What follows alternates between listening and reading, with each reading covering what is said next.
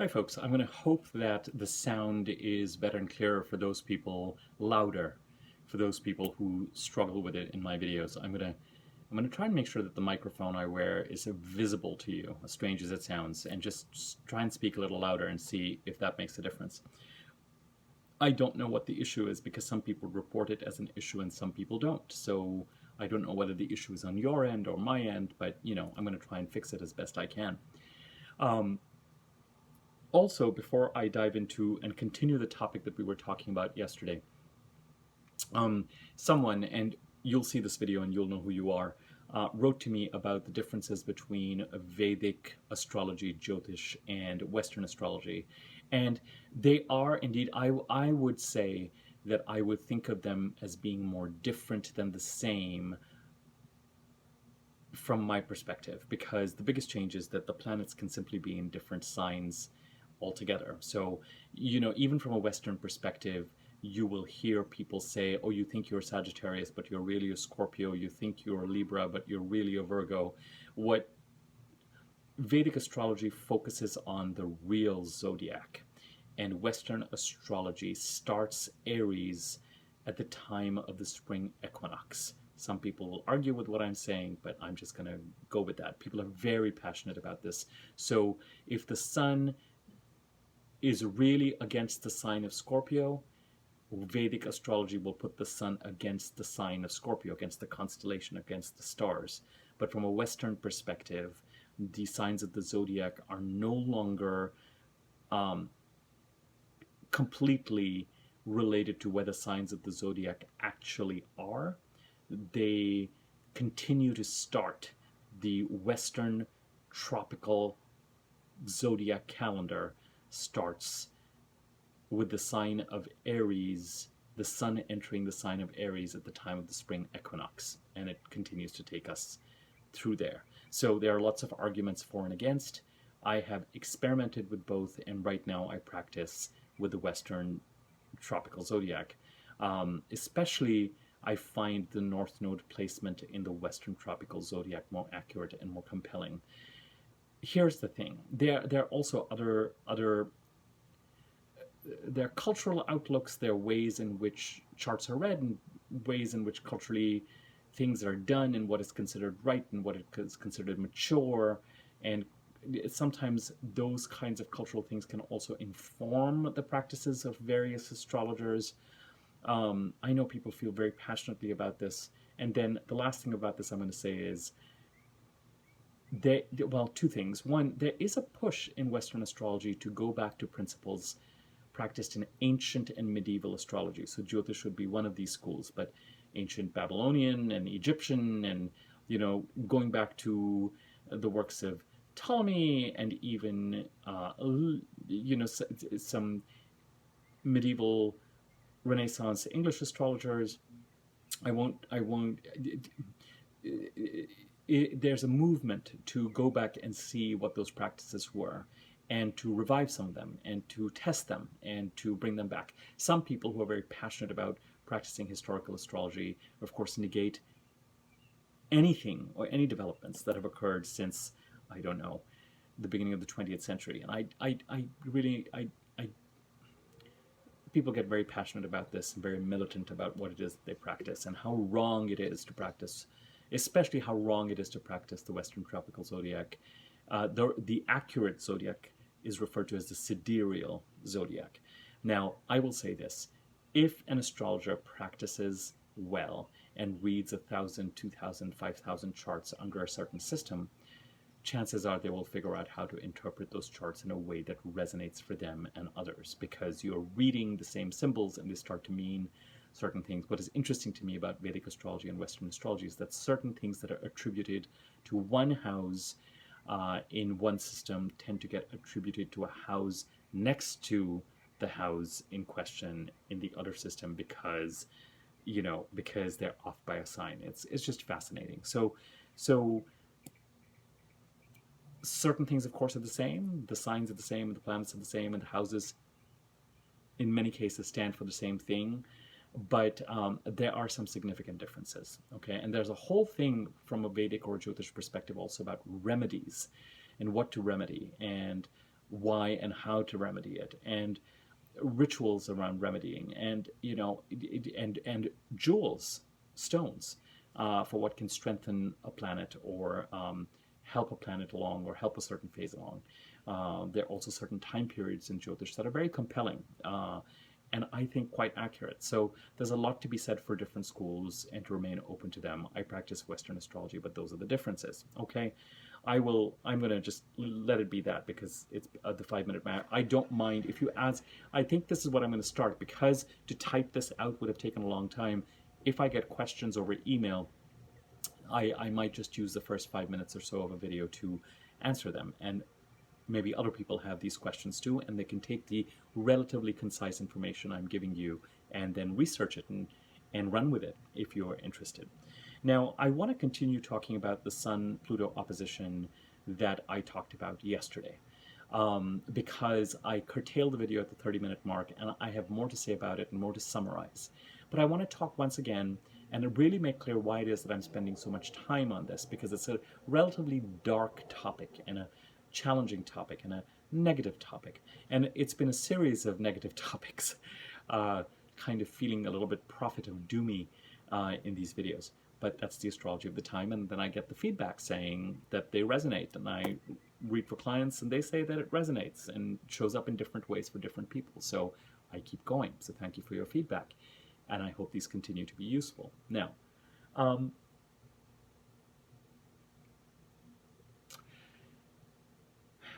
as I've mentioned, there's a whole sequence of oppositions and squares and trines that is going on, as the planets have moved through Gemini, Cancer, Leo, and Virgo, and then into Libra.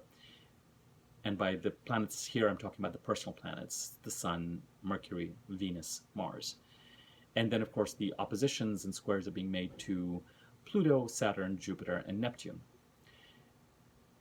Yesterday's video talked about the sequence of this, and I'm not going to go into that in a great deal of detail. However, part of the reason why I'm part of the reason why I'm spending so much time on this is that the full moon, the first full moon in Aquarius, I think that August might be the most important month of this year.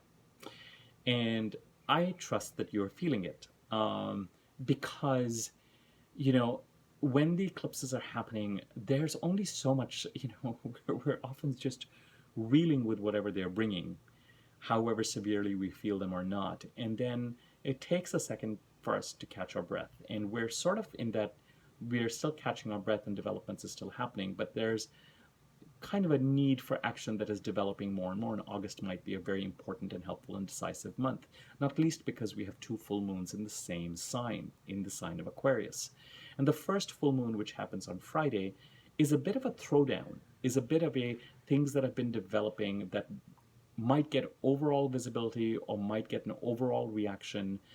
When you have 2 full moons in one sign, it's not unusual that the first full moon sets the agenda for the month to come.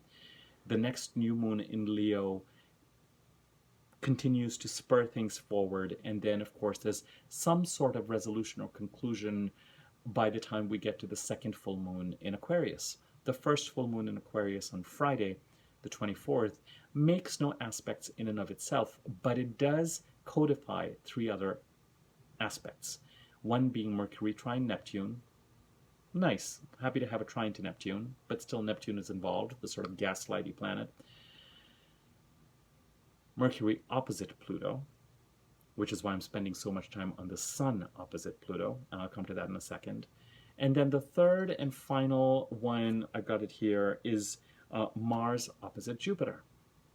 At the time of the Leo new moon, which follows 2 weeks after, we've got Venus opposite Neptune. And at the time of the second full moon in Aquarius on August the 22nd, we have that full moon conjunct Jupiter. And we also have Mercury opposite Neptune at that time, with Venus trining Saturn but opposing Chiron. So, this is what makes me throw my hands up in the air and go, golly, where are we going? What is coming up? Things are certainly building to some sort of a crescendo here. And with the Sun opposite Pluto, I can't help but think that some sort of exposure internal exposure to something is going to play a key role in what is to follow. The Sun opposed Pluto yesterday, and within 6 days of it, or 5 days of it, of course, we have Mercury, the planet of communication, opposing Pluto. And the Mercury-Pluto opposition, I think it's like a day or two after the full moon in Aquarius, is extremely important because it's the last of the personal planets to oppose Pluto. And so it will try to bring some sort of culmination or conclusion to all the Pluto oppositions that have been taking place. Mars, Venus, the Sun, Mercury.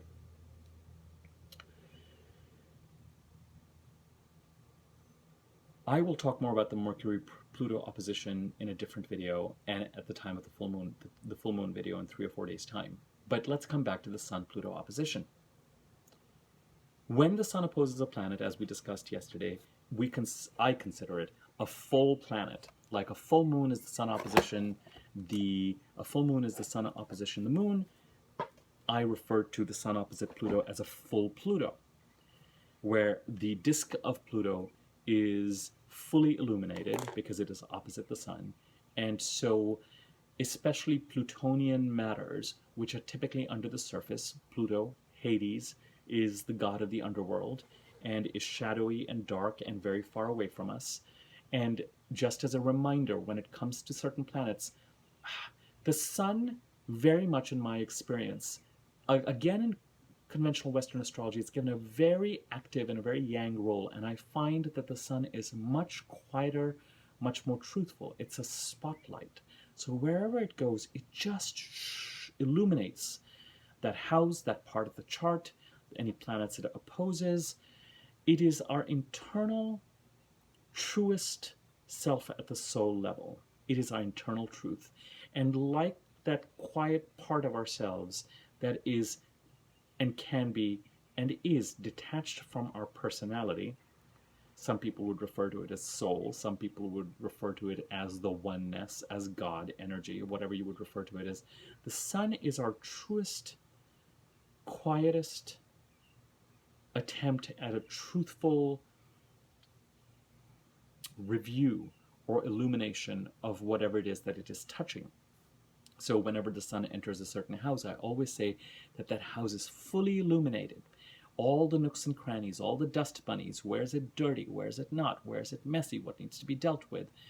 Everything that needs to be exposed is exposed on a subconscious level, because the Sun does not operate externally.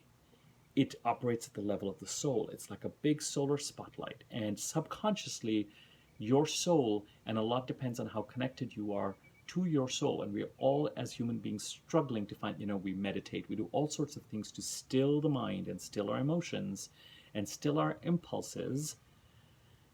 Mercury, our emotions, the moon, impulses, Venus and Mars, to get to our solar self, to understand what is going on and what actually needs doing, and to connect with spirit and to be in the flow. It's interesting, we place a lot of emphasis on the moon in terms of intuition, and that's fair in terms of our feeling, but the truest form of intuition, I find, or visibility, comes from the solar light. Now, the moon and Mercury, our emotional self and our mental self, are what I would say are closest to what we identify with at a personality level. Abi, the person, his emotions and his feelings. With Mars and Venus, they are one step away, and they're dealing with our feminine impulses and our masculine impulses, the nurturer and the hunter-gatherer, the attractor and the desirer.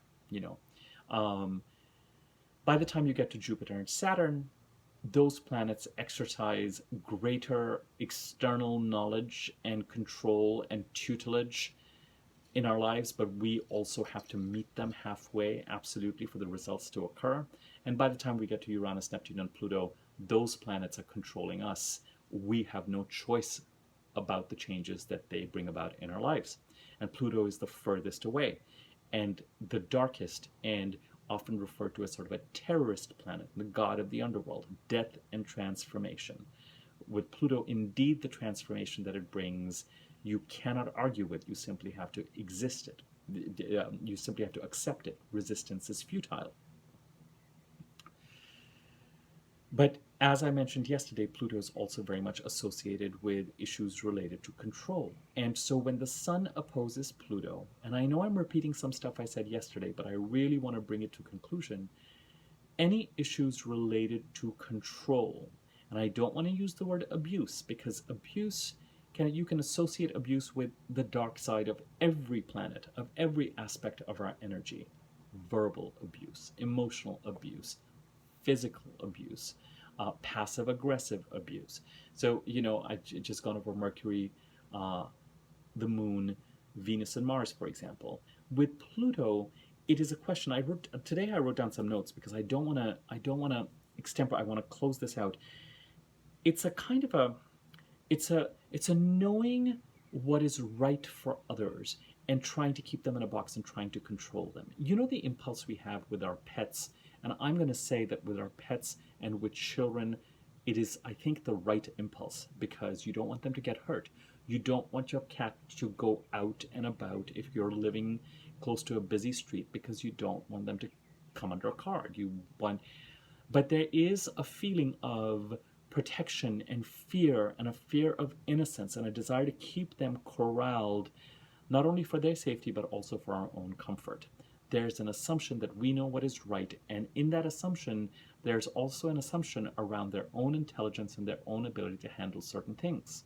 Now, as I said, I am not advocating that pets or children or anybody is released into a situation that is dangerous and tricky. But when it comes to other adults, you cannot protect them from life and their autonomous decisions, and keeping them corralled in starts to become a form of imprisonment. Now, imprisonment is an interestingly Plutonian concept in some ways, but it's much more around exercising all sorts of ways to keep people corralled. Possession. And then we talked about Plutonian scorpionic feelings, extremely enmeshed: jealousy, anger, fear of rejection, mistaking desire for love, wanting to teach someone a lesson, wanting to hurt someone because they may have hurt us, revenge. I wrote down knowing what is right for others, and then also this concept of love and control. Now, I referenced a movie yesterday, Sunset Boulevard, and two other movies came to mind. One is Misery. And it was interesting. I was thinking about Misery with these, where the Kathy Bates character traps, basically, and wounds her favorite writer because he is not operating. It's this excessive fandom. It's no one ever leaves the star from Sunset Boulevard, or this idea of control. And often the Plutonian perpetrator, often they're leading an empty life, and there's a charade of fullness. That could be a certain amount of bragging about jobs that they have done, bragging about how much money they have made, but it's wafer thin. Often it is people who seem to know what other people should do and are great at giving advice, what people should do and who they should marry, what sort of relationships they should be in, whether they should be dating someone or not dating someone. But then when you look at the person actually talking or giving advice, you may realize that they have never really held a job for a very long time, or their own marriages and their own relationships are not successful, so they don't really have that credibility. But it's a kind of a cover-up for a certain emptiness. Sometimes these Plutonian tendencies, as one person commented yesterday on my video, can absolutely be on a social and political level, an oppressive regime. Also, because we're talking about the last 5 days bringing visibility into Plutonian influences in your life, whether you are being impacted by someone who is acting in a Plutonian way towards you, in a scorpionic way towards you, or whether you are doing the perpetrating and you are not entirely conscious of it.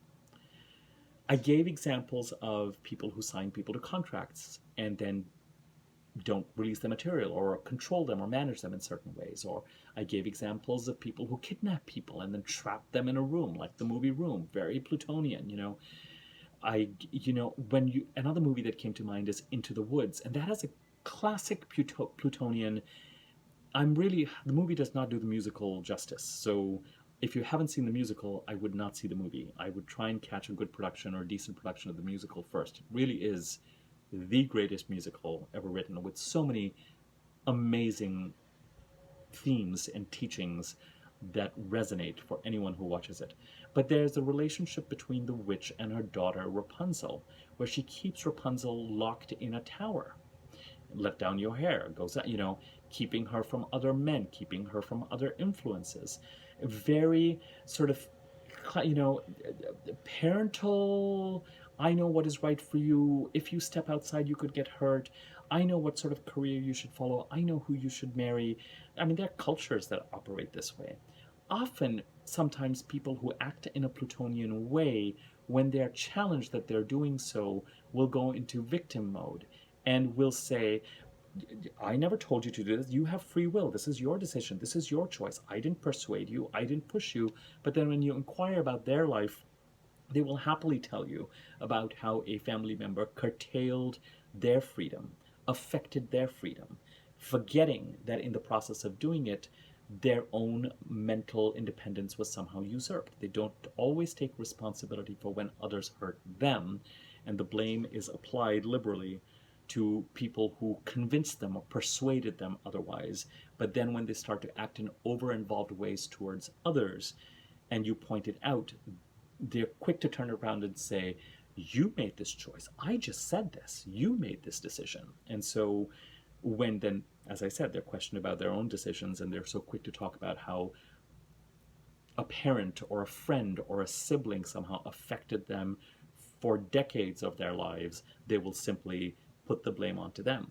Similarly, there can be a tendency for these kind of Plutonian characters or Plutonian impulses to actively be looking at and judging and evaluating others. But when that same kind of evaluation is placed on their behaviors, again, the victim card is raised. Oh, you're judging me. Oh, I'm feeling judged. Oh, I'm feeling... So this is where you kind of have to really be conscious of, are you in this mode?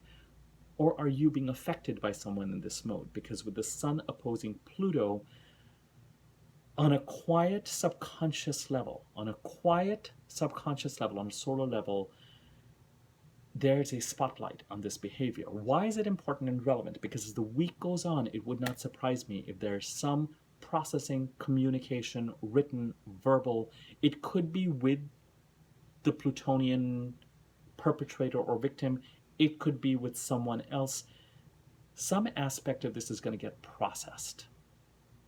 And it plays a role in this Neptunian influence that we have been dealing with for a long time, but especially over the summer, because by the time we get to the full moon, Mercury, on its way to opposing Pluto, trines Neptune. So there's a kind of a continuing figuring out, continuing unraveling strands of persuasion and gaslightiness and control, okay? But for people who are familiar with Misery as a movie, yesterday I was reading about how the woman who killed Selena, the artist, is up for parole, and I'm not expressing an opinion on that. But again, this was a super fan of Selena, so it made me think of Misery. I was just like, gotta be kidding me. Keeping someone in a place that is comfortable for you, I wrote down, limiting their freedom, servitude, feeling like on your own you will not be able to attract them or keep them with you, so you've somehow got to hack off certain freedoms of theirs, their financial freedom or certain, because you have some use for them. Again, sort of the parent-child thing comes along where, or, not wanting to give someone their love, not trusting them. Spouses can do this to each other. Often Plutonian influences are really felt. Sometimes it's a third party. And with Pluto and Hades, the stories about kidnapping young women and taking them down to the underworld, and we don't need to go into the rest. We know what that is all about. But some of the examples that I'm giving are also on the feminine spectrum, like Misery, like Into the Woods, like Sunset Boulevard. A fear that on our own we are not attractive enough to be able to keep someone in our lives. And that is why I said, if there's a concern that you might be being Plutonian, examine Who is contacting you? What are they contacting for? How many people do you, where are you on this kind of Taurus Scorpio spectrum of embodied independence and focusing on your own growth and your own abundance, as opposed to over involvement in and messing in other people's lives and trying to find out what makes them tick and what's going on with their jobs and what's going on with their lives and their love lives and their this and their that when you're bored or when you are not sufficiently employed, and starting to go into whether it is seriously underworld activities or emotionally underworld activities. And again, as I've said, I have never known someone to act in a Plutonian way and get away with it. So hence my caution with the spotlight that is occurring. Codependency.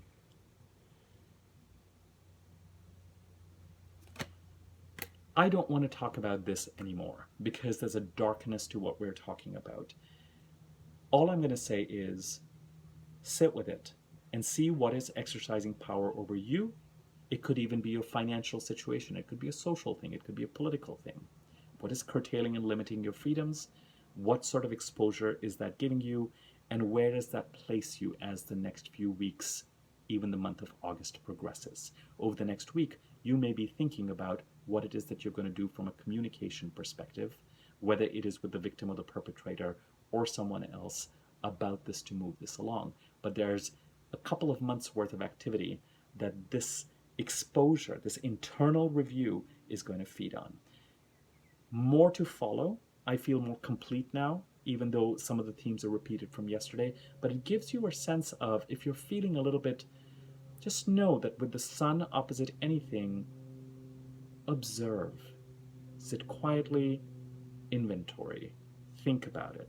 Let the spotlight be on these kinds of behaviors and think about whether you are engaging on them or someone might be engaging it on you, whether it's social, political, or individual.